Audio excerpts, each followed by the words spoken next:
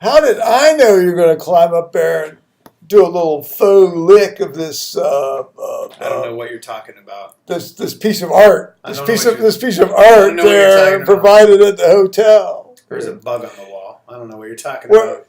Well, that's a pretty. I was investigating. I'll tell you, that's a pretty damn big bug. But I can tell you, there's been a lot of guys get involved with bugs far more potent and bigger than that. Now here we are. Joe Kersey here, along with his son Thomas, in Durham, England, UK, on June 7th, 2018, and it is 21:55 British summertime. BST, if you will. You'd normally say it was Greenwich Mean Time, but it's an hour ahead of Greenwich Mean Time, or Universal Time, or Constant Time, or whatever trendy thing the internationalists have told us to call it. One day after D-Day. One day after the anniversary of D-Day. That's true. D-Day was June 6th of 1944. Yes. Yeah. So God bless all you guys that, went out there on those fucking beaches, got killed, And the ones that followed on and kept soldiering on and carrying on. Yep, absolutely. Yep. So Thomas and I are here at the hotel after. When did we leave? We set foot outside the door at what, about 9:10, 9:15 this morning. Yeah. No, we went down for breakfast. Well, yeah. Around then. No, we went down for breakfast around 9:15. Came back. So we got out here about 9:45, 10. Yeah. 5 till 10. Yeah, like 9:30, 9:45. Well, I had a hell of a big breakfast. I loved it. Yes. Sausage, 4 sausages, big scrambled eggs, mushrooms out the wazoo, beans, one of those little potato frittery things. Hash brown thing. Hash brown. There was something else. Oh, you had black sausage. No, I didn't know. I decided not to go for black sausage yesterday this morning because it's kind of an acquired taste. You have to work into that. You ate some black thing. Well, those are mushrooms. Next to the mushrooms. You ate some black thing next to black pudding? No, I did not eat black. I did not select black pudding. Okay. I did have like a big hard ass piece of bacon. There was a mushroom thing. Yes. And located right next to the mushrooms in the mushroom thing. Yeah. Were these black objects? Well, they were smaller up. They were smaller mushrooms. No. Yes. It was black. Oh, honey, they were in my mouth. I know damn well what they were. Well, I saw. That's why I'm telling you, those were not fucking mushrooms. Was it in your mouth? No, but I then you don't know what they were. I know what they were. He even commented at breakfast, "I'm eating this black pudding stuff because I'm feeling adventurous." No. I commented. I said I didn't feel adventurous enough this morning to eat black pudding. Okay. That's what I'm saying. I saw you put it on your plate. Now, this is an interesting experiment in remembered testimony. Okay, all right. You picked it up with the tongs. I did not pick it up. You motioned as if it was going to go on the plate. I did not. To be honest, no, I did not actually see it. You're making this up. I'm not. No. Are you for hire? You better call the damn administration or something, or the Justice Department. I'm telling you right now, man. Because I'll tell you, you're a natural for this. Put you in front of the because I know what happened. I was fucking there. Well, yes. And that's exactly what they say. See, you're never wrong. But that's why I'm not going to argue with you. I generally am not, but when I am, I will admit it. I'm not going to argue with you about it. Well, no, it's not worth arguing about. You even commented at breakfast. Pardon? You even commented. I commented. I didn't feel adventurous enough to eat black pudding. You want me to eat some fucking black pudding tomorrow? I will. No. Okay. Of course, now I am going to, aren't I? Second day in a row, I guess. No.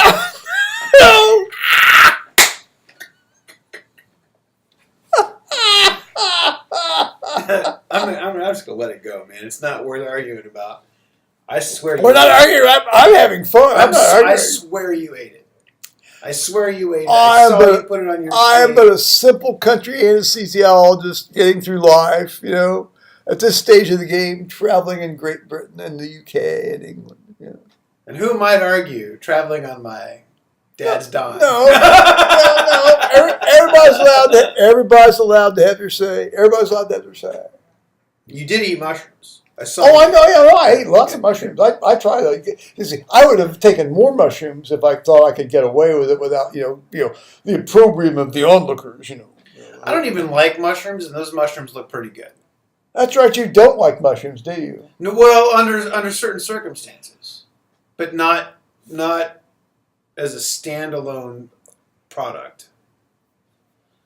On pizza, yes. On salad, yes. Well, by themselves, just like I'm going to pick up this mushroom with my fork. Well, but that's not by themselves. It's like with scrambled eggs and bacon and sausages and a potato thing and beans.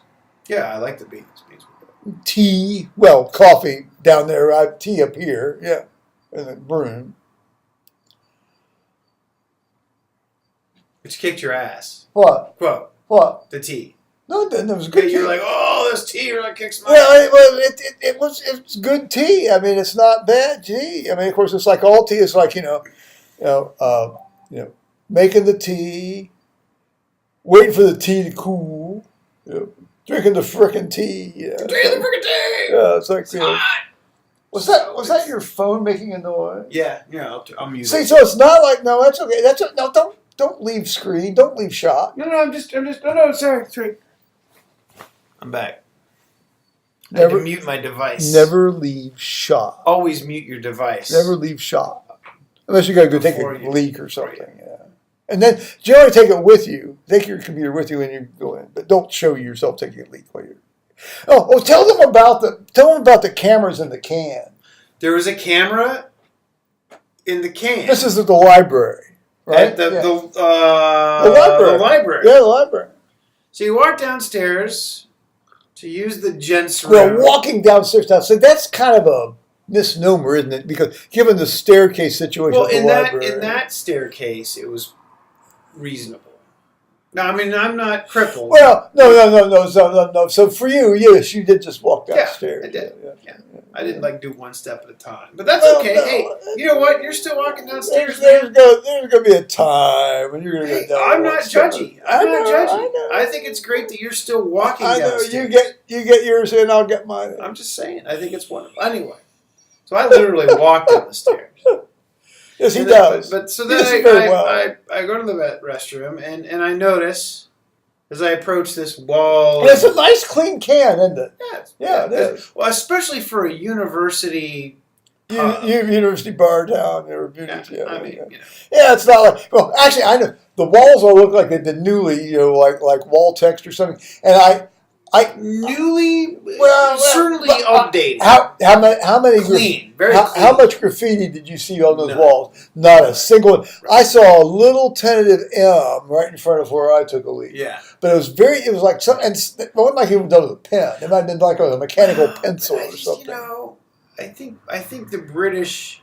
Have you ever been in a British truck stop or a British M1? That's the point that I'm about to make. Is I think the British tend to graffiti sort of in more specific areas, and I don't think their pubs are one of them. When we were on the train coming up from Manchester, I actually wanted to go into the train can, but I didn't do it. Single freaking underpass and tunnel and cement or stone column from Manchester to Durham was graffitied the shit out of it. I went to the can once on the trip, but I have. You went in there like 2 or 3 times. The only graffiti I've seen so far on this trip in a bathroom was like in the Shakespeare. There was like one guy like with a ballpoint pen had maybe started something. What was it? It was unintelligible. I mean, it was letters, sort of, but not. So it was a literary thing. It wasn't like No, literary nothing. It was like a Scrabble word that isn't a word. Like some cockpick or something. No, it was like. Well, I mean, he was probably, whoever was doing it was probably overwhelmed by the guy, or somebody similar to the guy. Like, oh my God, this restroom is so clean. I can't be graffitiing in here. Yeah. But like the guy that came in, Tell us about the guy that came in. Oh, is that mine? Is that mine? Yeah, that's you. Someone's ringing. Well, that doesn't mean I'm going to answer the damn thing. No, see this.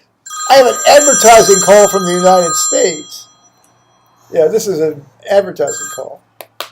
Or it's Liz. No, it's not. No, it is not Liz. I can tell you that right now because it show up as Liz.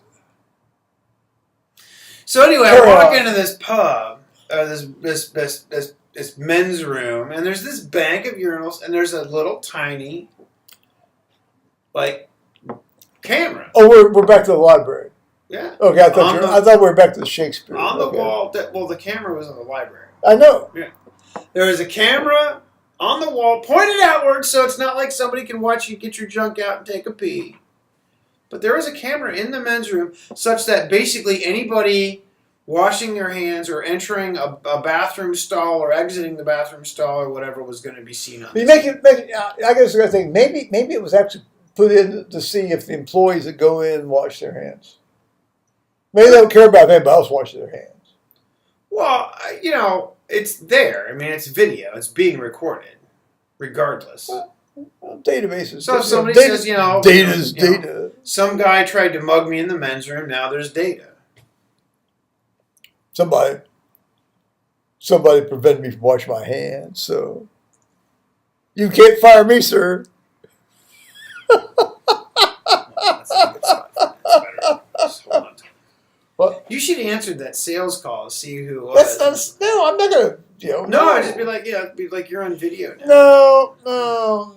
I'm sure that's gonna terrify this, false, like 3 steps removed phone number from, like Nairobi or what's that?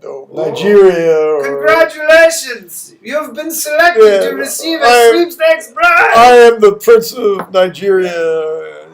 All you need to do is provide a credit card number and your zip code. Or my favorite is I'm the last Russian princess in the Romanov family, and I have access to the hidden treasures of the Romanov. You met her too. Yeah, you met her too. She's got a lot of money. She wants to spread the wealth. Yeah. Is that a real thing? That's a great scam. Well, it happened to me. I mean, I got one of these things. I didn't click on it. That's fantastic. No, at least I do. You can tell it's like so it's like delete. Yeah, but at least it's historically interesting. I am the last of the Romanovs, and I need access. I need your help to give me access to the treasure. Yeah.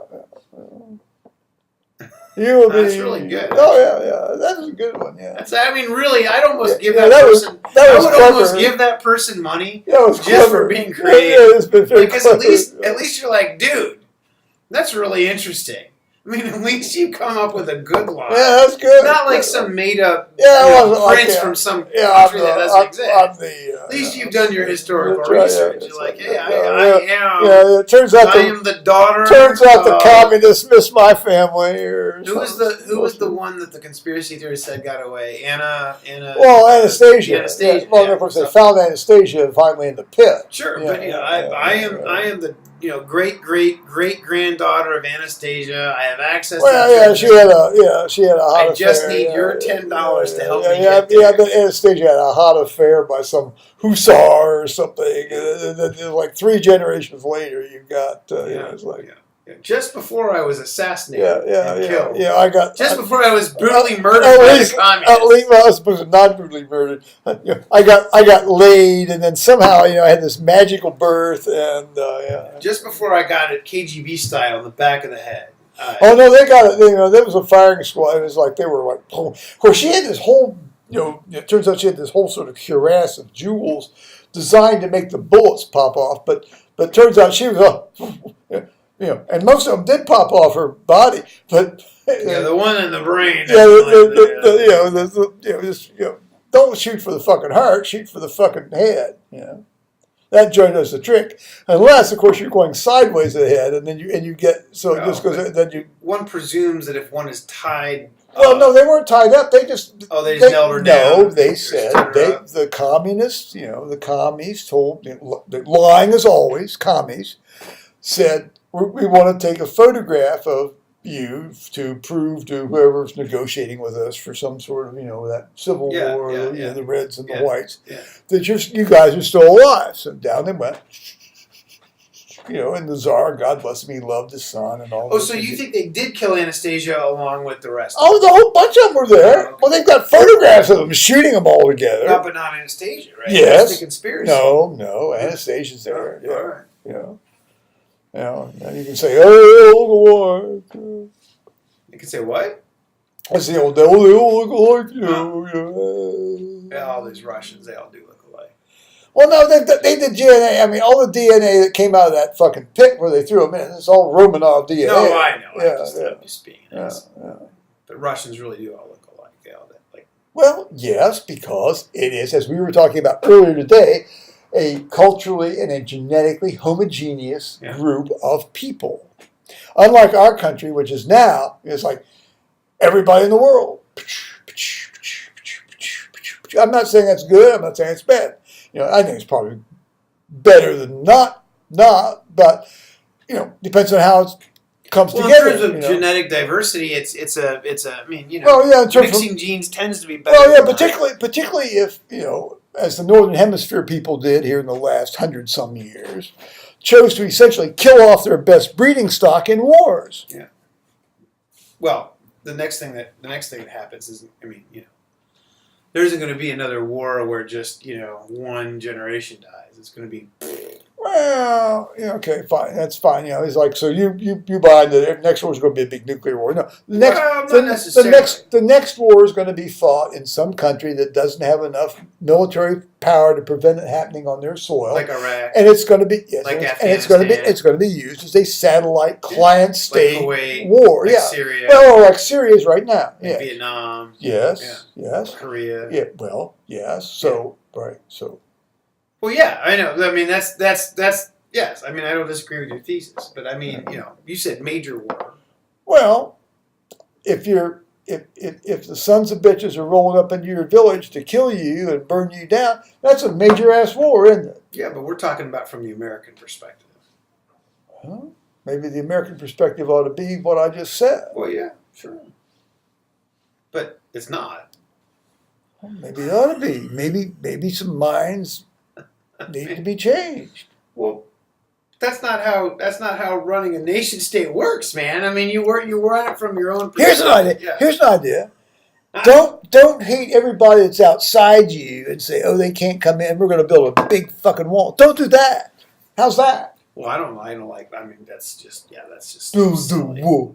Build the wall. Yeah, I basically have no problem with basically anything else this guy says. I really don't. That's really terrifying. Well. Okay, well, be terrified if you will, but that hateful crap about, and I know he doesn't mean it hatefully. I know he's worked with a lot of immigrant people in his younger days, but this rhetoric is just wrong. We are called to care for the widows and orphans and strangers among us, and that's the fact. Well, that's true. Now the problem comes with the things we were talking about today in terms of how, when diversity becomes an end in itself, rather than integrating everybody into a very useful, great, I hate to say great society because that's like OBG, but it's great. It's the greatest society. It's the greatest. It's the best society. But the point, we're gonna have the best society. Well, yes, and we can have the best. It's amazing. We can have the best society really if people are willing to let go of their little small hard-ons they get on, they get when somebody hears a word they don't like or something. Just get over it. No, I don't disagree. I think we're beyond that. I think we're too far down the rabbit hole. I think. I don't know.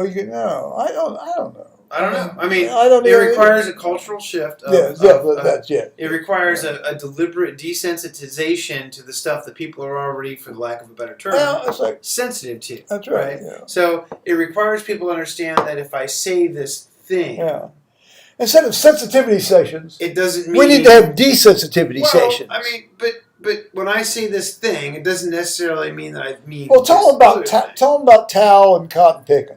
Oh well, so Tal. So we were talking. We met this guy at Kennedy Airport. Yeah, this wonderful, tall. Was he Barbadian? Where is he from? Originally from Barbados? He was originally from Barbados. Yeah, but he spent time in. Yeah, he grew up in Barbados, but he's been over the Caribbean. And he spent time in Guyana. But he grew up in New York City, and then he's been in Africa, and then in California and Chicago. Yeah. Anyway, he was all over the place. And anyway, he's an entrepreneur. He's been Yeah. So we were talking with this guy all over the place. Yeah, we spent about 4 hours with the guy. Oh yeah, drinking and talking with him. Many beers. Yeah, it was great. And well, so he had like 3 gin and tonics. Yeah, we were there, basically almost the entire layover. Yeah. So he told this story about how when he was a kid, he what did he say? He's in 7th grade or something at one of these New York elementary like kind of prep school environments. Yeah. And because he lucked into going to a good school, not with a public school. One of these prep schools. And one of the teachers had said to him, "Hey, take your cotton picking hands off of that," or something like that. See, right? now, just let's clarify. Sure. Let's clarify the generational stuff. When I grew up, cotton picking was used as kind of an exaggerator or a magnifier, adjective or adverb, and it was you rarely heard it or said it, but I'll tell you, it had no way had a racial connotation. It was like, oh, that was a big cotton picking party or a big cotton picking thing. It wasn't like we hate black people, so we're saying cotton picking. Right. And I don't know what's your experience with that word. The only time I've ever heard the word was just as a. It's died out of use. You just don't hear it anymore. I heard it as a kid growing up, but it was always a substitute. Did? Yeah, but it was always a substitute for cussing. Right? It had never had a racial connotation. Oh, interesting. A substitute for cussing. No. Yeah. See, instead of saying "take your goddamn hands," it was like "take your cotton picking hands." I'd have to say I never heard it used as what I would call a substitute for cussing. Interesting. But I mean, it's certainly. But the point that I'm trying to make is it certainly never had a racial. Oh no, it wasn't like it was didn't like even cross the train. It wasn't like your mind. Like you were trying to hide any sort of attitude toward black people. Anyway, so Tal's sitting there in 7th grade one year, and his teacher says, "Hey, take your cotton picking hands off that." And Tal, as he explained it, was like, in the back of his head, he said, "Hey." This would have been probably. He was our age, so this had to be, or my age. Yeah. He's probably more my age. Yeah. Well, that's what I meant. Yeah. Probably early 80s. Because I tend to think of it. Early mid 80s. Okay. He's a little bit older than me. Yeah. So early mid 80s. Yeah, I'd say it's probably about early 50. 80s. About 50. Yeah. Yeah. So let's call this the mid 80s when this happened. Sure. And of course, everybody fell all over themselves, saying, "Oh," and the teacher apologized. That's so bizarre. Well, it would be then. It wouldn't be now. I could completely see somebody getting just fired over that. First of all, I haven't heard that word in decades. That phrase in decades. Yeah. Which would be why if somebody were to suddenly use it now, it would be. Oh, let me finish. Let me finish. Yeah, no. If I were suddenly to pop that phrase out now to the wrong person, you could see how that would be. I mean, I'm seeing the flip side of this. Like now in 2018. If I accidentally pop that phrase out to the wrong person at the wrong time, having been a phrase now that no one uses anymore. Okay. Well, with that bit of proviso. Yeah. Say I say that to the son of a young black mother who's, say, 30 years old, 38 years old. She's never heard that phrase. And all of a sudden, I'm calling her son, I'm saying, "Take your cotton." Okay. Like, you can see how... So once it stops being a part of the general culture. Right, which it's not anymore. Okay. Well, it was when you're growing up. Well, and when I was young, even at that time, I can't say it was that much of a part of the The only reason I know that culture. phrase is because I watched a lot of TV from the 1950s and 60s and early 70s when I was a kid, and they used that phrase all the time. Yeah, no, so I can't, even growing up, I mean, farmers and agricultural people, but first of all, I wouldn't even consider that a swear category. So here's where the reference is. I mean, think about it. What's a cotton picker's hands look like? They're nasty. They're callous. They're torn up. They're gross. They're a workman's hand. Okay, well, Yeah. all right, yes, but you get my point. Yeah. Jesus, like swimming uphill. So you don't want. Are you a salmon? You don't want somebody's nasty old hands touching something. That's where the reference comes from. I don't think race has anything to do with it at all. Oh, well, of course it does. Well, of course it does. Yeah. No, of course it does. Yeah. Yeah. Well, again, I mean, it's like the point you make. It's a very good point. Is that in the vacuum of nobody having encountered that phrase before. Oh, yeah, that'd be bad. Yeah, that's. If I pop that out on one of my black students and the parents hadn't heard that phrase before, that'd be. Well, I suppose it'd be like you talk to one of these Asian kids. Say, take your slant eyes off that. No, I don't even think that's not even the same category. Well, I mean, I'm trying to work here. Yeah. Work with me here. That'd be like if I said you take your yellow hands off of that. See, I've never even thought Asian people looked yellow. Well, but that's a common. It's a common. I know slur. it's common, but I just never. I mean, they just look like light brown. But Dad, I love you, man. But your perception of the world and the universe around you is just completely different from most other people's. Well, because I don't think I'm colored and I don't think I'm affected by a lot of the generalized, underlying, popular culture assumptions. I know. I operate on what I see and what I experience. I know. As all people should. Autistic people, yes. Pardon? I'm just kidding. I didn't hear that. All autistic people should. Well, thank you. I'm teasing. I have no problem. I'm Being on the Augsburger spectrum. I'm kidding. I have no problem being on that Augsburger spectrum. I think my brothers are far more interesting and productive than some of the drones in society. These lockstep societal drones. You know what I think is great about you, Dad? In some cases, you're so much more punk rock than any punk rocker ever. You're so much more anti-establishment. I have said so often, and people don't believe me because they sort of see my outside. I am far more radical on the inside than you'd ever hope. Really are. You'd ever hope to know what I'm It's thinking. just because of your willingness to play the game to get what you want. The big show's inside my head and always has been. And frankly, a lot of people don't want to know what's in there. I'm a big boy, Daddy. Take me downtown. What? That's that great phrase. I don't even know where it came from. One of the high points of the day was when somebody or the jukebox played or something.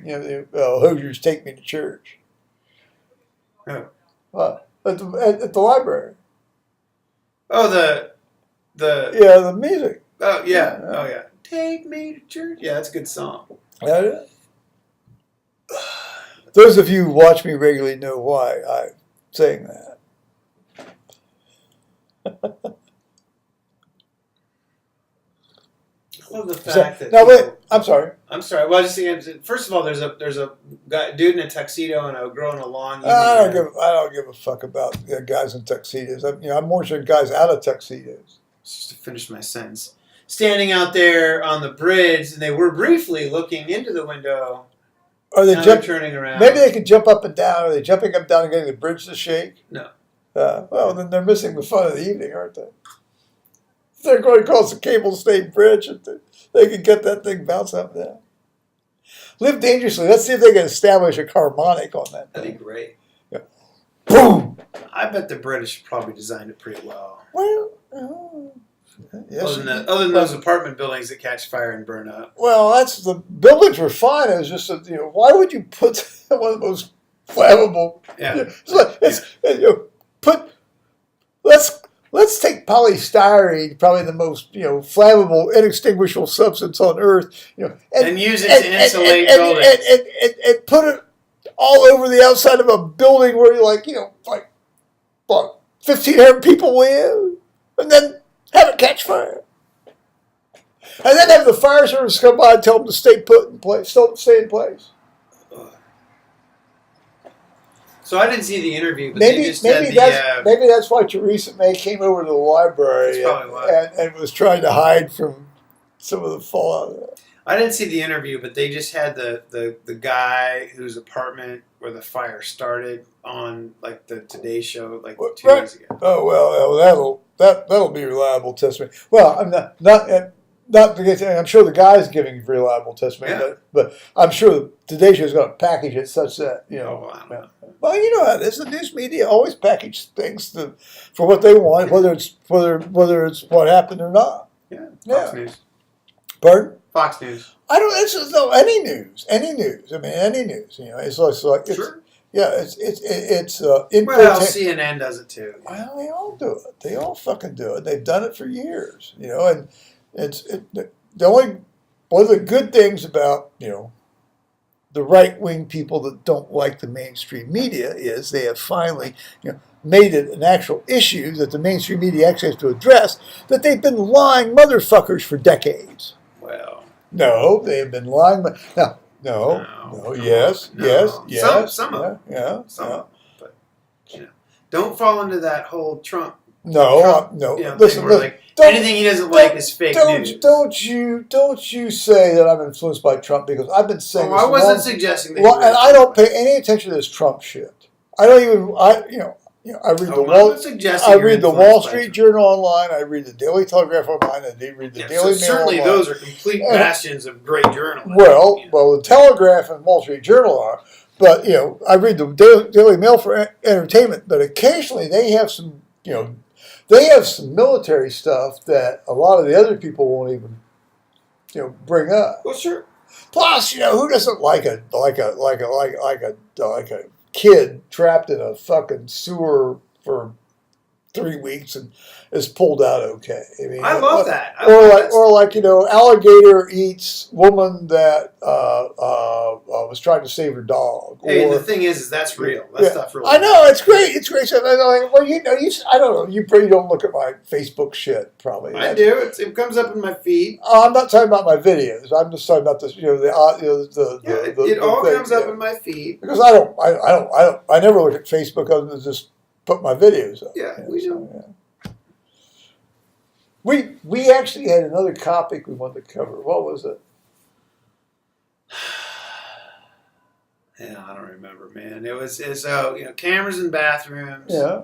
Theresa May. Oh, well, we could do the song about the yelling dudes, the hollering dudes. Oh yeah, tell them about that. Because you tell them. I mean, I don't even know how to approach that. It was the most obnoxious. We were the shit. Well, see, I didn't find it too obnoxious. Well, I found it entertaining. I was in a pleasant state of mind. So was I. And if I had been in a non-pleasant state of mind, perhaps I would have found it. But we just come back down from the cathedral evening, from evening prayer, even song, if you will, and to the Shakespeare. And of course, I said to Thomas, I said, well, the Shakespeare, you're going to find a bunch of obnoxious Americans in there. Well, we found some obnoxious people. Yeah, we found, but there must have been, I don't know, it was a rugby crowd or a football. I think it was just a bunch of dicks. No, because they were up and down the street. I mean, the cabs were letting them out down in the square. It was a bunch of very large, fat, middle-aged. Well, we're talking about very large, lower middle class. No. You can't be lower middle class and have the money to do this kind of shit.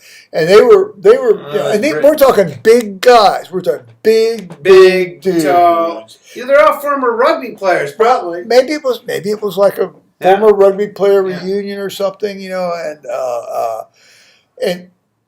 okay, fine, come in, have beers, and be happy, but there was one guy, and he actually, I almost said to you, I said, if he was singing a song, he would have this beautiful high tenor voice. He actually really would have. Yeah, nice voice, but he was just. I couldn't really tell what he was specifically saying. I couldn't really either. He was carrying on about a a football team. Yeah. But I couldn't quite figure out. What was the thing he said about if he was so loud and unintelligible. Well, and then the fact that I can't quite pick up the accent on some of these people. when they get really going, I can't either. Yeah. And I've been here a lot. Yeah, I don't know what he was carrying on. I mean, it had to do with football. Well, he was, and there were a whole bunch of them there. Of course, they were feeding on each other. But this guy was the dominant voice, and so he was one of the two dominant voices. Yeah, there were two dominant voices. This pink shirted tattooed man also was. See, I didn't see. I actually didn't lay eyes specifically look at any of them because I didn't want to rise above their event horizons. So I'm kind of looking over at Thomas, grinning like mad. Yeah. And then, of course, what was fun was Thomas could see all of the other patrons in the pub's reactions to this. And this pub, as it turned, it was filled up with people kind of like me. Like if I ran around with an older woman that looked like me. And it's like this very nice woman over the side, her facial expression, It was kind of like when she walked in and she heard this guy hollering, "Fucking! Oh no! I thought football." No, I thought they'd already been seated, and then he started. No, they weren't. I don't know who was seated, but she walked in there, and this woman was just like, her eyes go, and the man she was with, he kind of goes like, Meanwhile, the other really tall. He was worried she was going to make a scene. The other really tall, enormous. Old dude. We're talking about big, tall guys that were next to us. These guys were clearly part of the same group. They're eyeballing Loud Guy as well, thinking, "Oh, should we go fucking kick his ass?" Because they weren't saying that, but you could tell they were. So they wanted their fucking guy. Well, this guy was because this guy was so completely loud and obnoxious. To kick the other guy's ass. No. Large old dudes to my left. Is that number one? Yeah. Large old dudes to my left. Yeah. Now reimagine where we're sitting. My left, your right. Large old dudes to your right. Let's see.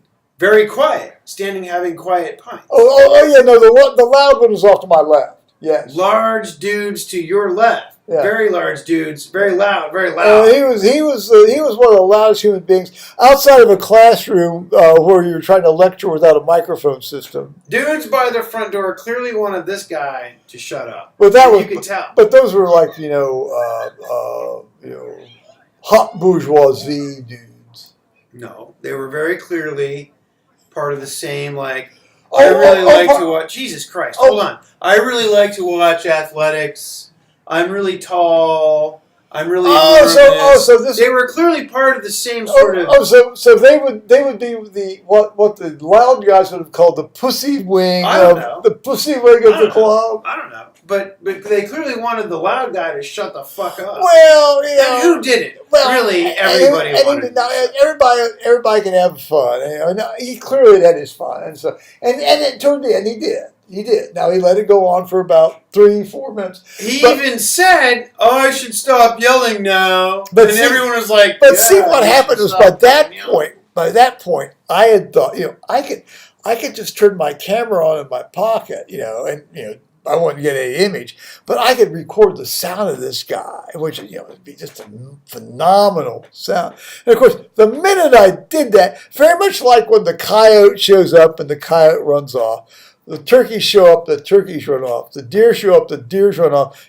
You turn on the camera just to get sound, to catch the asshole in full flight. He shuts up. Well, no, he's toned it way down. Yeah, he was done. By the time you'd had that camera on, he had already said, I need to stop yelling now. Yeah, so... But then the other guy was still really loud. Well, and see, I wouldn't the camera on for that. But by that time, that other guy didn't seem loud at all. That other guy didn't seem loud at all. And then he fucked me, and that was fucking me, mate. And it's fucking. And I was like, dude, shut up. Shut up. He didn't say it. He didn't say it, by the way. Otherwise, he wouldn't be here. No. He wouldn't be here. No, I could have. We'd be at A&E. We'd be at A&E. Durham A&E. I still could have taken this guy. I'm not kidding. I could. No, because you don't just take the one. You take the whole crowd of them. Well, I could have taken the women out for sure. The women, no. The women don't get involved generally if they know the code. I love how he talks about this shit like he knows what he's talking about. Like I've never been in a bar. I've never been in a fight. I've talked to a lot of guys. I'm not socially unaware. I know a lot of English people. I'm just saying, but I get what you're saying. When I say I could take this guy, I could have taken the guy. Well, all right. Grabbed him by his nappy ass hair. Now I would be in prison. Well, because you're not really allowed to defend yourself, are you? No, I would have crushed his windpipe. That would have been it. Well, that's the way to do it. Is go right for the thing where you get right here. We don't need to get in tactics. No, you get. I'd be in an English jail right now. Which wouldn't be like a U.S. jail. No, they'd feed you well. Well, I can't imagine any prison is good. What? No prison is good prison. Well, I understand that, but if you got to be in a prison, no jail is good. You want to be in either the Netherlands jails or the British jails. Wow. Well, I'm not talking about prisons. I guess if you have to be surrounded by criminals, yes. Yeah. No, that wasn't what I said. Well, if you're in a jail or a prison, you're generally surrounded by criminals. Well, by that time you have to adopt that mentality. I wonder if the guys that Thomas More had tied up in his basement adopted the like the Swedish syndrome. Had dudes tied up. Oh, he had his own torture chamber. He had a whipping post out in his backyard. Yeah, it's like saint of the church and all that shit. Man for all seasons and that kind of crap, but. Let's remember, Thomas More is a saint of the Roman Catholic Church because he, stood fast. No, he stood fast against Henry VIII, assuming the head of the Church of England, which at that time, church you follow, by the way. No, it was the Church of England. That was essentially identical to the Roman Catholic Church, except for the Pope at that point. It has since migrated to sort of like a little bit more, but it's still sort of not. It's not like what I would call. No. It's not unreasonable at all. Yeah.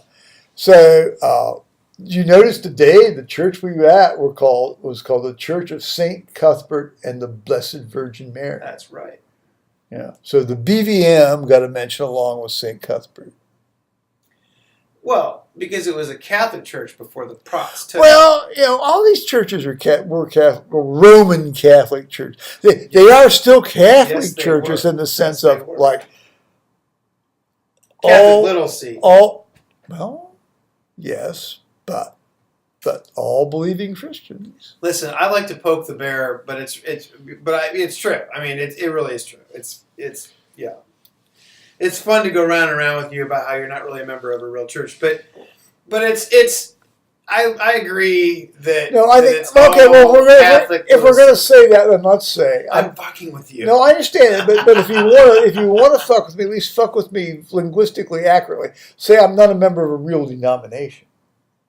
Well, you're not actually. Well, there you go. Okay, but I am a member of a real church. I'm a member of the Christian church. Well, listen. If I had to sit there and name churches that are legit, right? We all agree that the Church of England, and I guess the Episcopal Church. Well, I mean, and let's go ahead and throw in like the Lutherans, and probably the Presbyterians, and I guess probably most Methodists. I mean, these are all believing Christians. The Methodists used to be, still are. I mean, they were an outgrowth of the Church of England. Well, so the Presbyterians were in America. Well, no, the Presbyterians are the Presbyterians. I mean, it's like out of Scottish Reform. Yeah. My own belief is very close to Reformed Protestantism. I am very happy to do the liturgy of the Church of England type stuff because, first of all, it's so fucking beautiful. As you found out tonight. Well, it is. Yes. As I found out every day on Sunday. Because the liturgy of the Catholic Church is beautiful. And Thomas and I went to Evensong. Now, I was interested to see what Thomas had to say I loved it. about. It. Well, I would like you to describe for my, if you would be kind enough to. Well, you want to get a. Oh, no, I'm good. You'll get a snort. Oh, well, I'll get one here in a minute. Well, do we need to open a fresh one? Well, we won't. I will in a minute. Well, if we need one, we need. Well, I'm good. I said well, I will in a you minute. tell them about. Well, I don't. It's your YouTube channel. Well, No, I want you to lead the conversation Well, since I want you to tell them about our going to Evensong. See, I'm here. I'm not abandoning it. Well, I mean, we went to Evensong. Well, no, it's not that. Well, I mean, what is this? What do you want me to say? Well, I want to say what you experienced. Okay. Well, what I experienced was so I didn't know what to experience.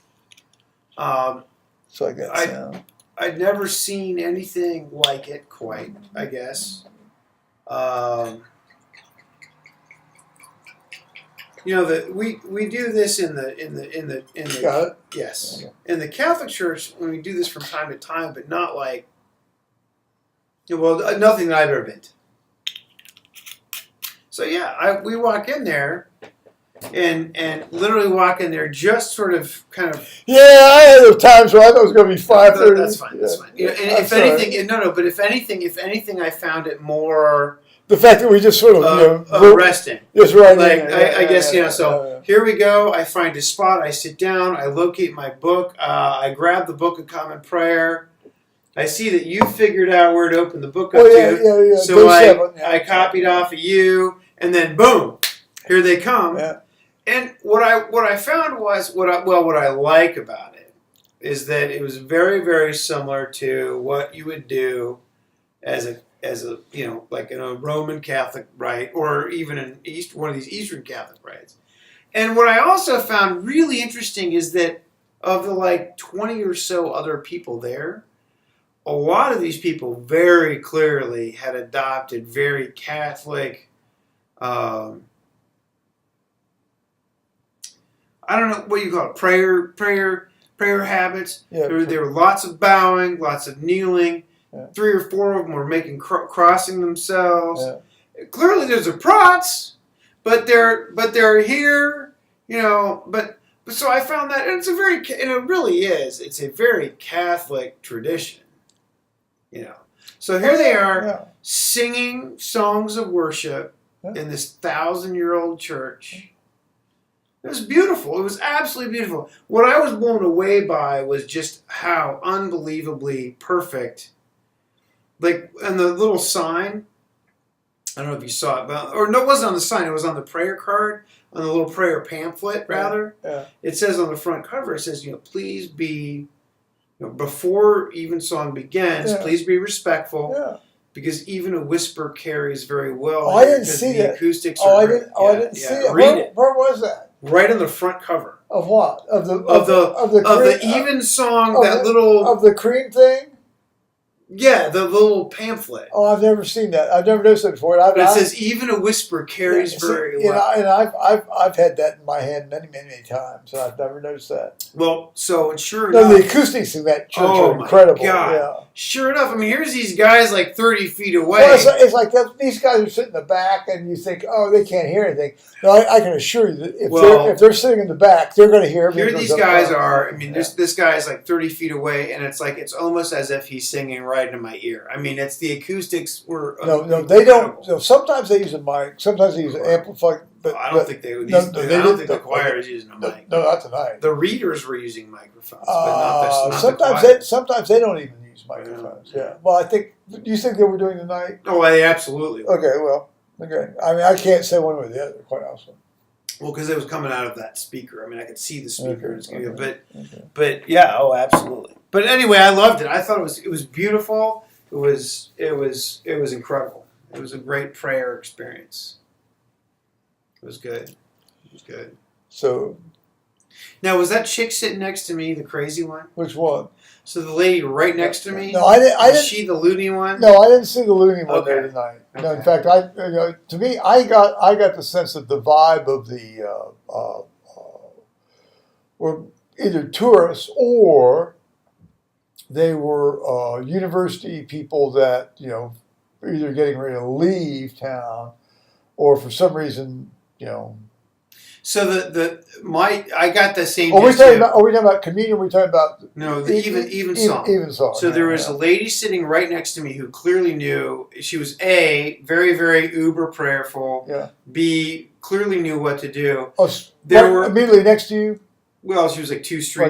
No, that wasn't the nut job. Wasn't that wasn't the nut so job. like because a couple of noobs came in, like the tourists came in, and she's like, "That's going to be where the choir sits. You need to go up over." And so then they got up.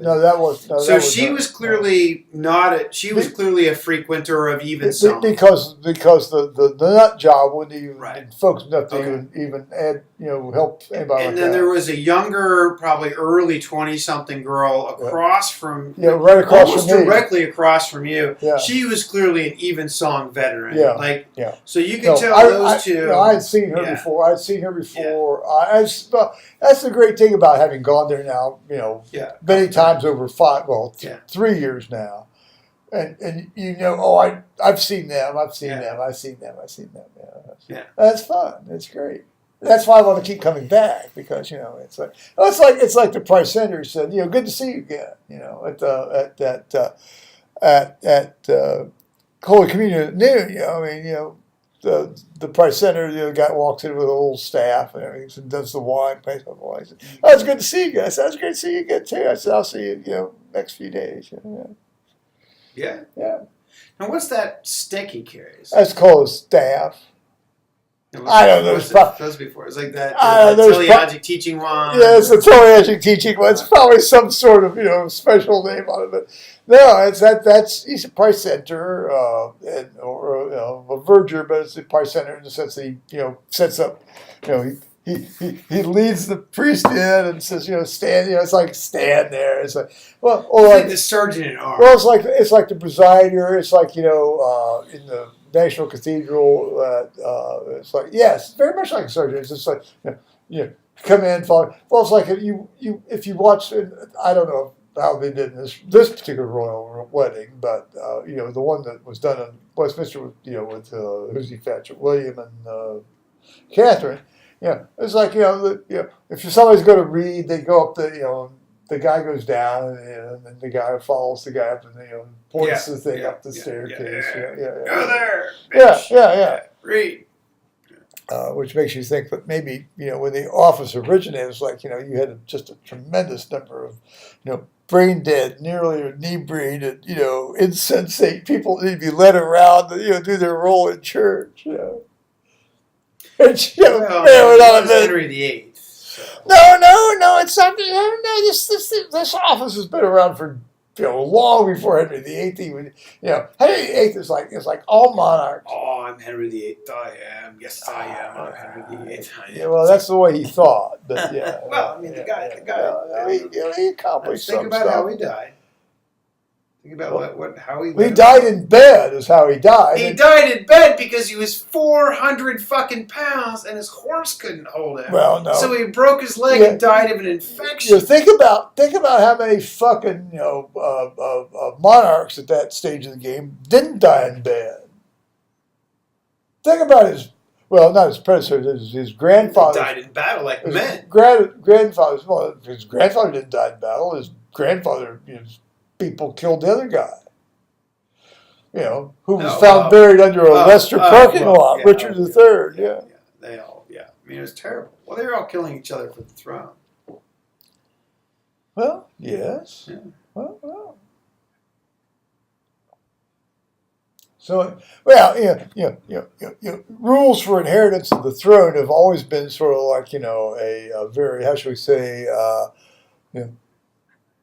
circumstance-specific, driven set of rules. Yeah. I'm just waiting for Harry to bump off the first 6.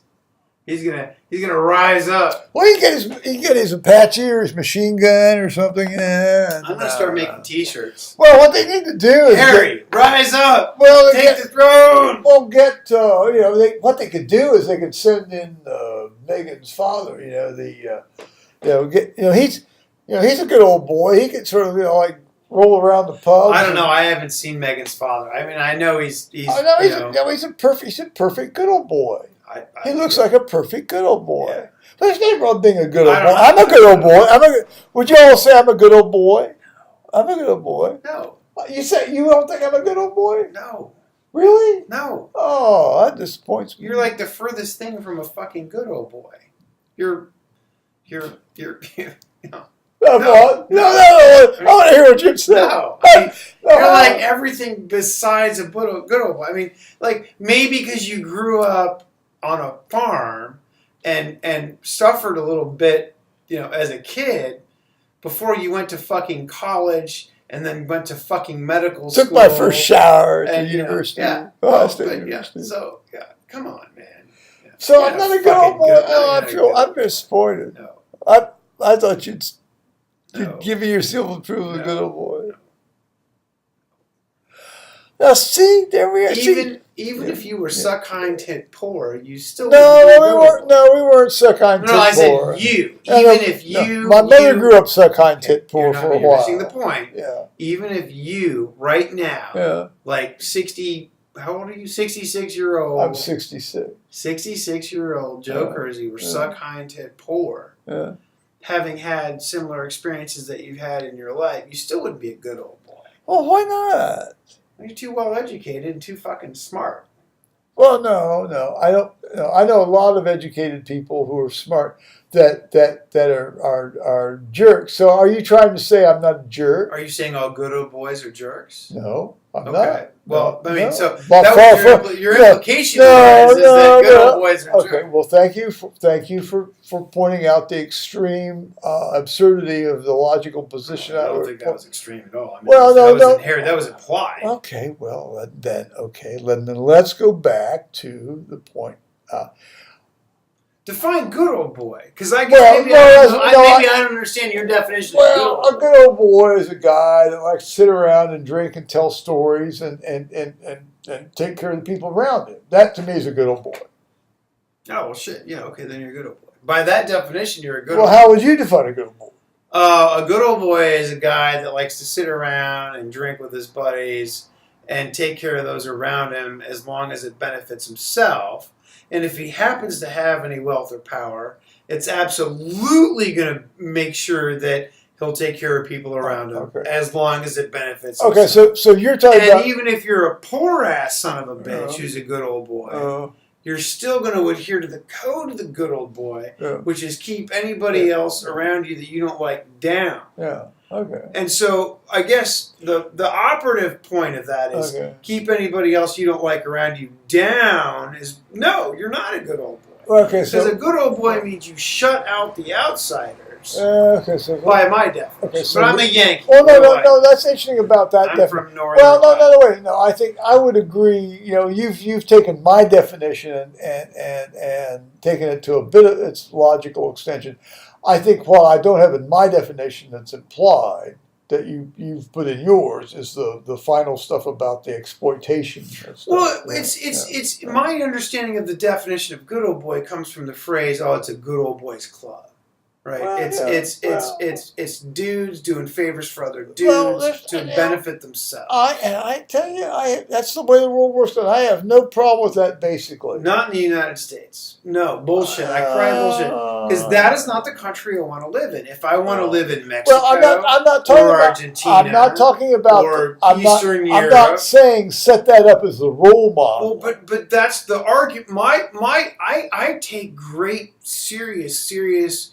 I hate the concept of the good old boy because my concept of the good old boy is bribery and corruption and slipping people a few dollars and backroom deals. Well, but see, that's when you say good old boy. That's the phrase. There's slipping people a few dollars. And there's also not doing that. I mean, okay. You that's just the sort phrase. Okay, fine. That's the a word here, a word there. That's the connotation. But see, to me, that's not bad. Well, it's horrible. No, it's not bad. It's not bad as long as the people involved are good and no one qualified. is ever good. No one is ever fair. Okay. Everyone is always greedy. Now wait a minute. Good is the wrong word to use because that carries a connotation. Qualified apparently, for whatever. Boy does as well. I mean, no one is ever fair. Everyone is always greedy. No one is ever fair. The cop that stops you on the street in Ukraine wants $20. What was this? Well, that was what Tal was talking about. Yes, that's my point. What's that? There's a great passage in a novel. It's like it's like he stopped, he wept. There was no truth that was true. There was no reality that was absent. There was no. What book is that out? I don't know, but it makes you want to fucking pull a bull in your head. What book was it? I can't remember. Well, yeah, I'm sure you've read the book. Probably. It's just as long as it's like no reality that addresses what's going on. Like the Great Gatsby or the Bible. No, it's not the Great Gatsby. It's not the fucking Bible. It's a relatively for the last 50 years. William Gibson? No. It's just like it's a stand. Everybody's read. Everybody's. I'm sure I've read it. Yeah. I was probably too tired at the time to realize what I was reading. No, I think it may have been Catch-22. There you go. Like suddenly you saw and wept. Yeah. Look, there was no truth to his apposite. Exactly. There was no truth to his view. Yeah, nothing. I was like, I think it was a Catch-22. Here's the summary of my current worldview, right? Right. In America, my current worldview in the United States, right? People don't like conservatives, Republicans, conservatives don't like regulation because we don't know. Just Jesus Christ, just give me 2 seconds. I was trying to. Because I didn't understand what you said. Conservatives, right? Conservative type people don't like to be told what to do, and they don't like regulation. Right. Who does? Well, exactly. Here's the problem. It's not like. Hold on, please. No.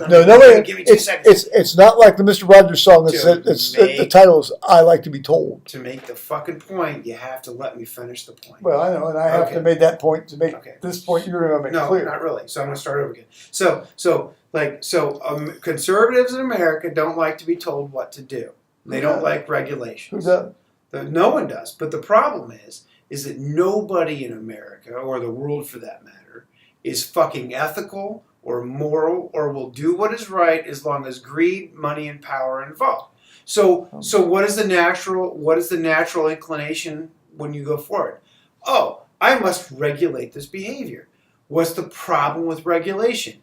The problem with regulation is you're putting people in power that are motivated by greed, money, and power. So you put in regulations to control greed, money, and power, and then you have greed, money, and power. So the problem is that no regulation is the wrong answer. Lots of regulation is the wrong answer. I disagree with that. No, it is. It's wrong because it kills us. And then, basically, there's no way to do it right. There's only a way to do it less wrong. Let's solve this problem tonight. Let's solve this discussion. Oh, I've only got 4 hours to go get some more money tomorrow. Would you like these to change you? Would you like these to change? I'll change those back in. No, I need to go get some cash tomorrow, probably. Well, no, I need to go take those 50 pounds because I'm really kind of ashamed. No, I'm ashamed. It's just I know it's annoying. I can't change those 50-pound things at the. What are you upset about? Oh, your Scottish money? No. That's not Scottish money. No, I don't want to go in to the bank because they'll change the bank will change my 50-pound notes. The three. Yeah. I go with my passport and I say, I've had this stuff for the last 3 years. Well, they don't care. Well, no, they'll give me my, they'll give me 10-pound notes or whatever, and but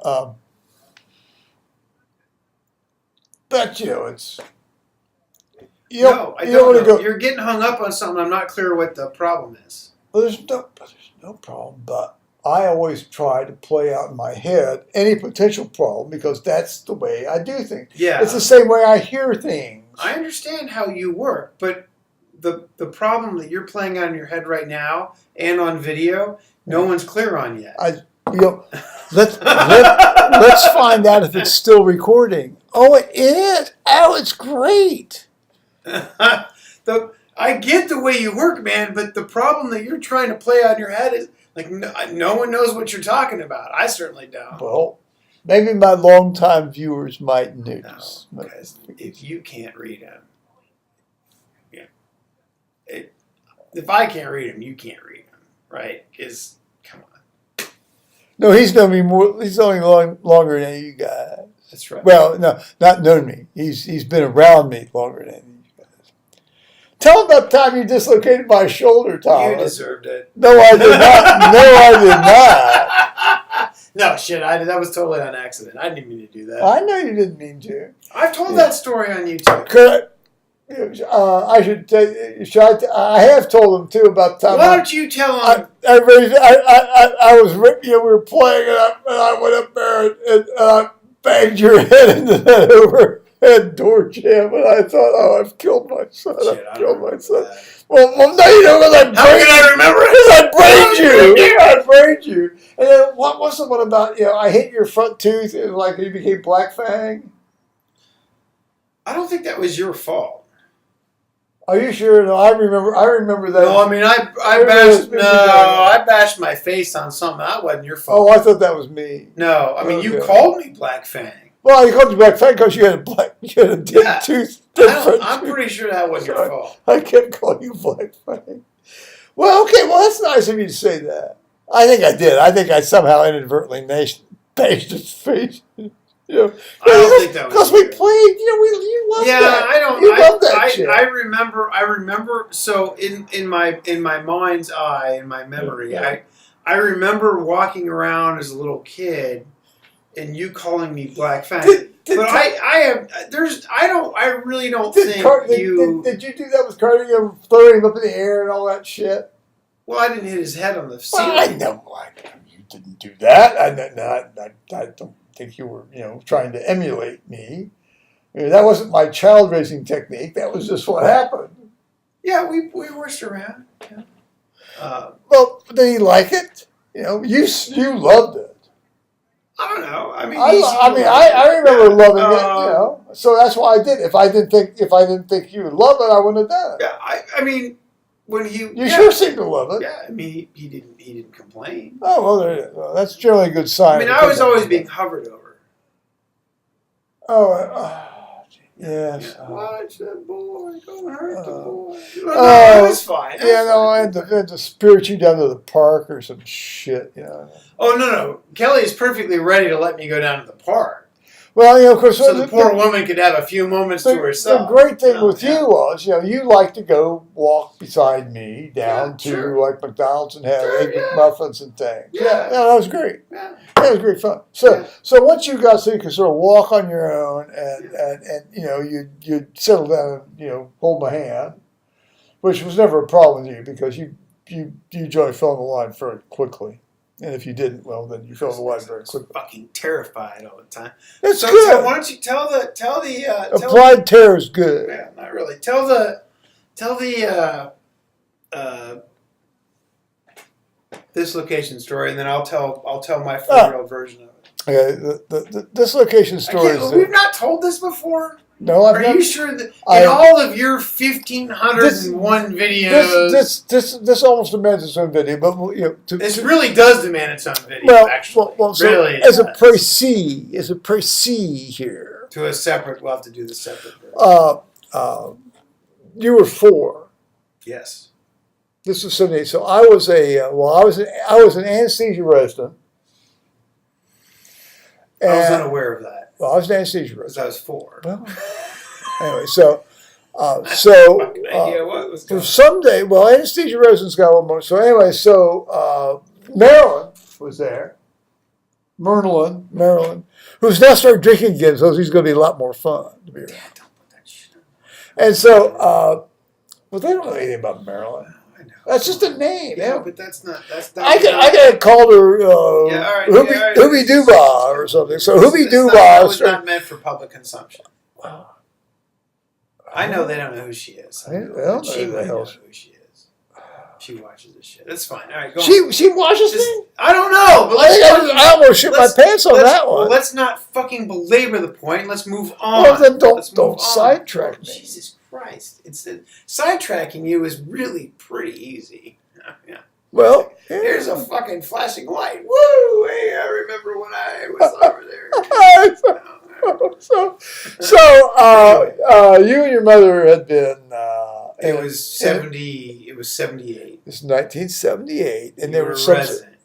Yes, and I was an anesthesia resident. And Marilyn and George were over there. And George was there, and George and your mother were talking. I also think, in my 4-year-old memory, and you can correct me on this because I had a 4-year-old memory. Well, I'll say. But my 4-year-old memory was that Marilyn and George were there. My 4-year-old memory was also that Brad was there. No, well, and that there were other people there as well. Brad wasn't there that day, but Marilyn and George were there. But my 4-year-old memory contains that Brad and other people as well as Marilyn and George.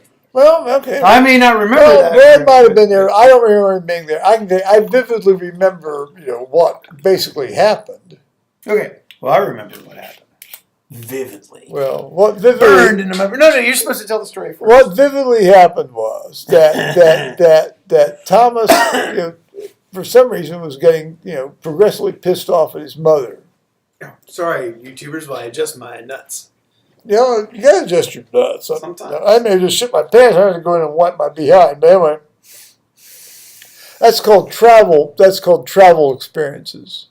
What was that song? Is that what that is? What was that song we came with? What was that song we came with? Like a travel song? I don't think that's not travel. That's oh, please, Lord, don't let my finger go up through that toilet paper into my blowhole. Is that like a song? Oh, I think that was your song. I think my new song is, oh, please, Lord, don't let my dad shit the chair in the hotel room. That's a travel song. But don't let my dad but that hasn't happened. Crap himself. Well, I hope so. I hope not. Well, we'll find. Well, you just alluded that it may have happened. It doesn't matter because this thing falls over and kills people anyway. No, that has nothing to do with you shitting yourself. I don't think I did. They're not related, though. I'm merely saying that this stage of the game, S1, S2, and S3 become somewhat unclear at my age. Anyway, let's see. I dislocated your shoulder. Well, no, we haven't gotten there yet. You're supposed to tell me that. No, we're getting to the lead up to this. So, his mother, he was being, he was being less than a sunlight. He was less being sunlight to his mother. There was a certain amount of a conflictive interaction between him and his mother that led up to the point where he told her to, quote, this is a 4-year-old child. That's okay. I really have no problem with swearing. You need to, if you're going to bring this story, you need to turn the camera. What? Oh. He said to his mother, fuck off. And so then I look at him, and he starts to run past me. So I put my arm out, my left arm, so he hits it like this, which is like the perfect way to dislocate a shoulder. Fully extended, hyperextended, pops out, dislocates. So it didn't make a sound. But it did afterwards. I sure heard the scream.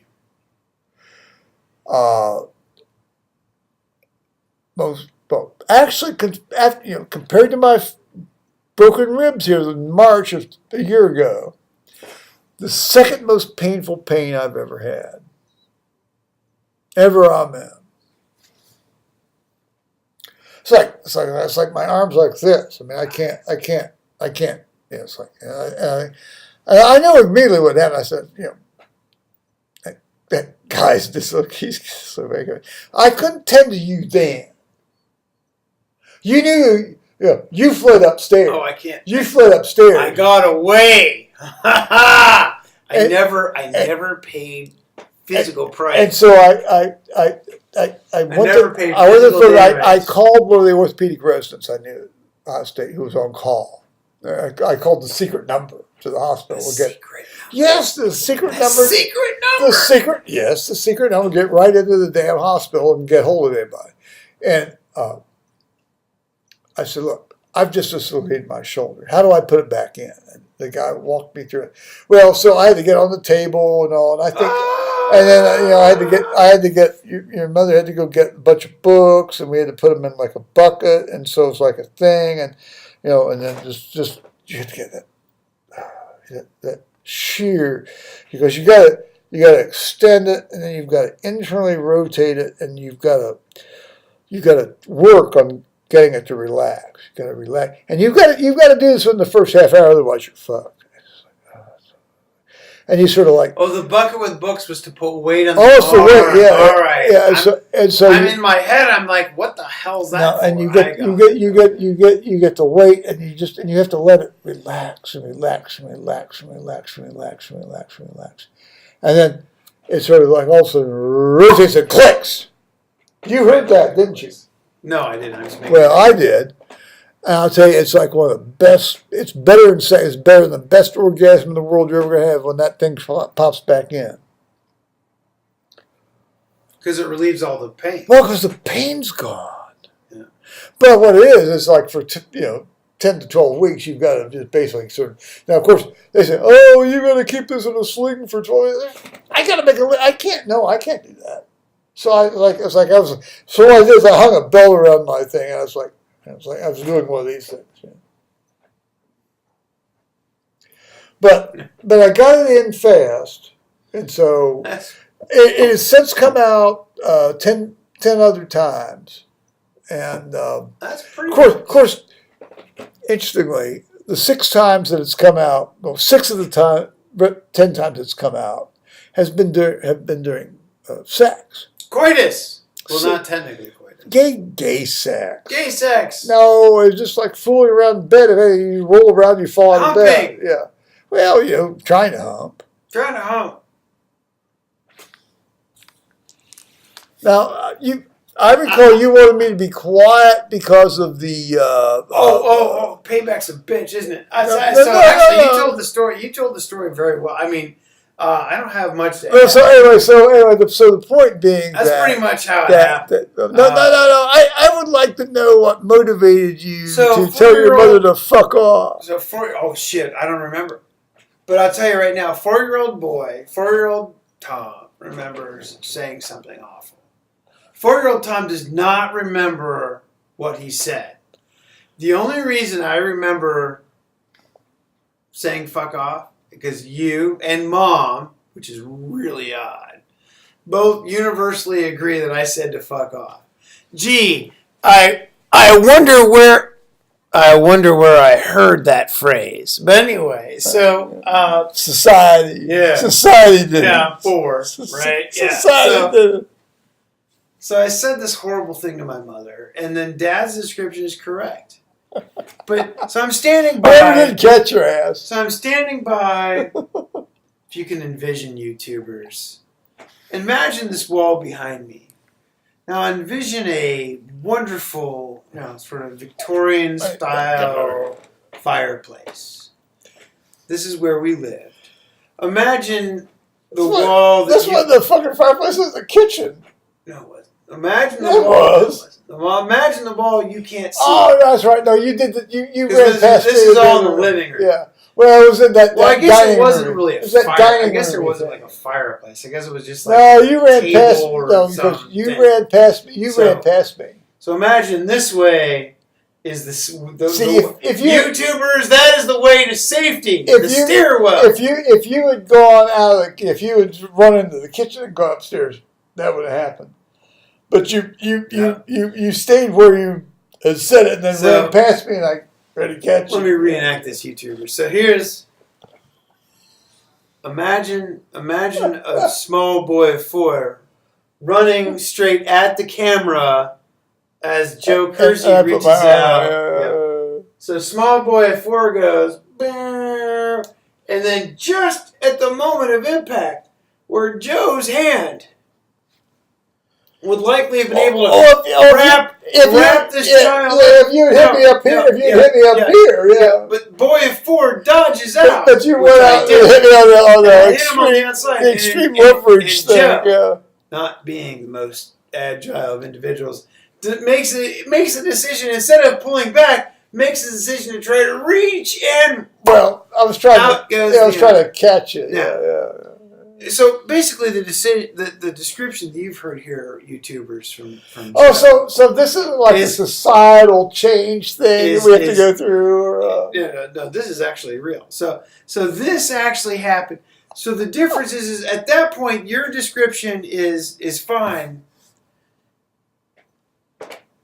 but YouTubers. I alone was left to tell the tale. I immediately, knowing full well, Call me Ishmael. Sprinted past my now injured father and rushed up. Up to the top of the stairs. You were wise on that. Where I sat, and at the top of the stairs, I heard, F word, J word, G's a boy, Lord's name in vain, F word, and then I settled down and made plans to put back in. And then things got quiet for a bit, and then I heard, don't fucking touch me like that. Hold on. And then I heard. Then it came in. And then I heard. And then it went in. But most importantly, YouTubers, I never got in trouble. Yeah, I never got in trouble. You haven't gotten in trouble yet. That was so. I'm sorry. It's too late now. You think I never got in trouble. He continues on confident. I never got. He continues on confident. Say the word. I could be on a flight tomorrow morning. I could be on a flight tomorrow morning. It's great. To where? Go back home. Like, you can't ground me. You can't ground me. I always thought grounding was bullshit. You can't my ass. I always thought physical, applied, teleadjunct teaching one. Where are we going? What? I heard of words. The telealgic teaching one. What's going on? What? Thomas is investigating the hallway. Do you think it's MI5 coming after me for Theresa May? It is MI5. We're fucked. Is it Theresa May? Is it Theresa May's bodyguards outside? I just broke the cheap ass peephole. Don't worry about that. I'm not really not. We'll set it on the tea tray or some damn thing. They'll figure it out. In the United States, we don't have little covers over our peepholes anyway. Well, yeah, too. We ought to have things. We ought to have all sorts of things over our peepholes. What the fuck? What time is it? It's like late. No, it's not that late. It's only 11:15. I guess. British summertime.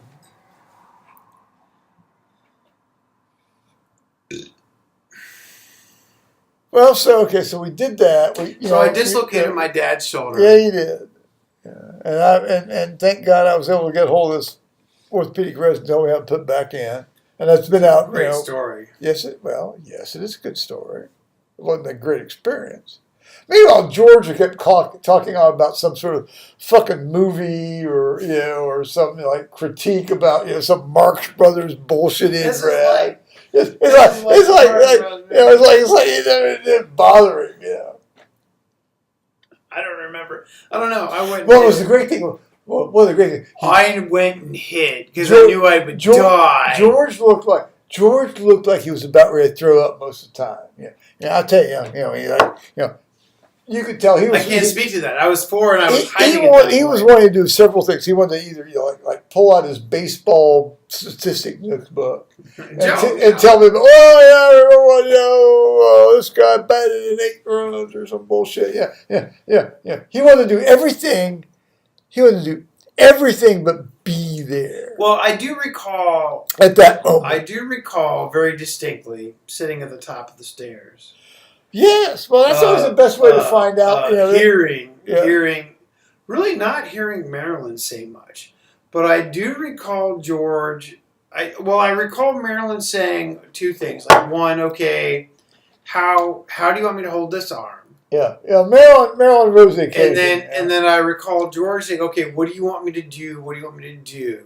Yeah. And that's all I remember. Well, that was full. Well, George was sort of trying to chime in at the end, but okay, God bless him. At least he wasn't. Well, that's all I remember. Tell me it's like a Red Sox game or some bullshit. Yeah. So it was like good. There's a Red Sox game on. Nah, he didn't talk about. I don't know what I don't know what team he particularly followed. I think he's just one of these guys that he wrote down all the stats. I just think everybody was just fucking monumentally mean to George. I just thought George was the tits. I thought George was the tits. George and I got along very well, and when George was having some health problems toward the end, he called me, and of course I couldn't at the time, and I'm not going to now, talk about some of the stuff that he was telling me, and I gave him the best advice I could, and I always said go. But it wasn't those health problems I think that killed him. It was the hospital in Mansfield that killed him. He as it turned out, the stuff he was worried about he didn't have. Yeah. No. But still, it was like okay.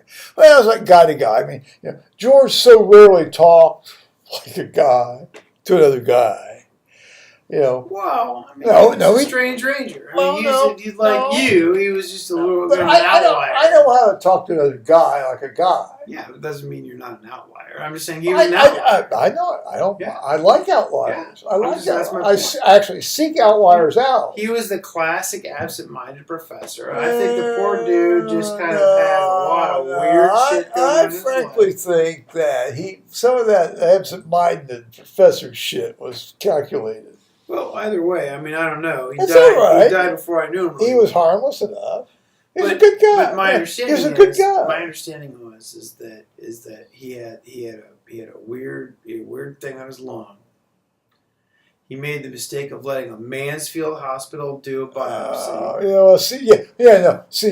That's right. He got fucking infected. He was a victim of a complication of a diagnostic procedure that went awry. Right. Yeah. He didn't know people because instead of going to somebody who had done it, 4,000. Well, what he did was he went to somebody who'd done it maybe 400. He submitted to a needle biopsy rather than saying, "Okay, if you really think this is going to kill me, make a little slit, put a clamp in, pull the thing out, cut it off, and look at it," rather than this like needle biopsy shit. I'm going to tell you right now. If you think there's something in my lung, you ain't gonna stick a needle through my chest. Well, and you got an infection. You get a fucking lung infection. And then it went on. And it wasn't fast either. It went on and on and on. Oh, yeah. So it was like every complication you could have was mismanaged. And then you had another complication. Because he stayed at this fucking second-rate Mansfield hospital. I don't know about that. I don't know that either, Dad. But I tell you right now. I tell you that right now. But I know what happened, and I'm glad you reminded me of it. I had forgotten. I think if competent docs had been in charge in the first place, and where are you more likely to find competent? Now wait a minute. At a bigger city. Now wait a minute. Now you won't get anybody. You won't get anybody. You won't get anybody to agree with this statement right now at all, probably not. Or even at the time, because at the time, the goal is always to say, do the least invasive thing to make a diagnosis. Would you agree that that's a reasonable starting? That's been my experience. For something that's not obviously bad. Yeah, that's been my experience. Okay. So that was his starting. So it was like do a needle biopsy. Okay. Now, I would never have anybody do a needle biopsy in the knee at all. But that's me. That's me. But we're also talking about a time when. No. I mean, I don't know about medicine. No. This is. I don't know. They've been doing needle biopsies on lung lesions for years. Years? Yes. Or decades? Well, not decades. See? I want decades. Okay. I want you to say certainly this procedure is badass safe. Certainly damn near 10 years. He died, yes, over 10 years. Let's talk physics. Physics. You're going to puncture my lung. Yes, and you're going to... Hold on, please let me finish. I know you're a professional, I'm a layman. No, it's exact... From a layman's perspective, you're going to puncture my lung either way. Yeah. Right. Why would I want you to puncture my lung in a way that makes it harder for you to seal the breach and fix any problem? No, you're right. No, that was always my standard. You know, now, fortunately, I never had to deal with that little line of argument. No, you're absolutely right. No, that's exactly. I mean, to me, that's what makes sense. That is exactly. Now I know they have the robot arms and shit. Oh no, fuck that robot arm shit. In fact, I don't want that. I want a real human being working on me. Oh yeah, robot arm shit. I mean. But I mean, they have the laparoscopic, but still, it's still the same fucking thing. I want fix the hole. Well, first of all, don't put a hole in my chest and in my lung, and then say, "Oh, we don't need to put a chest tube in." Give me a fucking break. Oh, see, that's terrible. That's terrible. I mean, it's like, it's like, Then my other favorite was like, "Oh, we're going to do a pancreatic needle biopsy." I'm thinking, how the hell are you going to get there?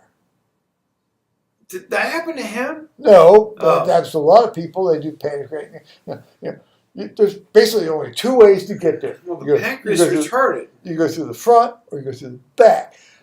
Meanwhile, think of all the crap you're going through to get to what you want. Well, that's kind of the problem with the pancreas. Yeah. Right?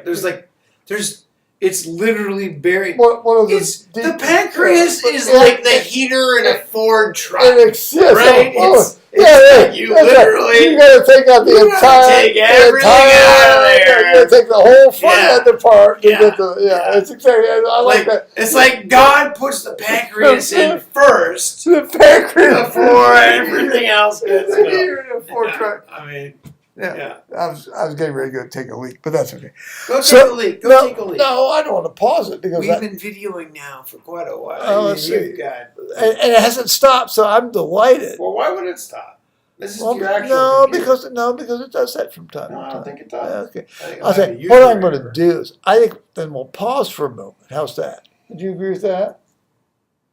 There's no pausing with recording. It's going to be a separate video. I understand. Are you willing to come back and start this again? Not the whole thing. Well, since to the viewer it won't be anything different. Sure.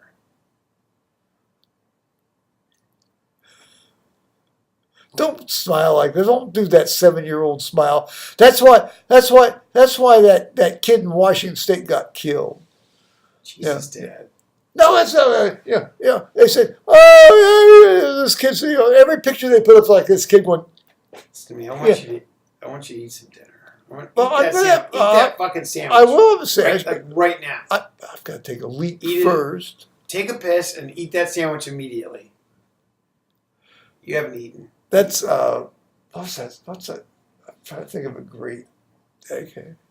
Well, we can think about that in a moment. Okay. It's called dad management. Eat the sandwich, man. Eat the fucking sandwich.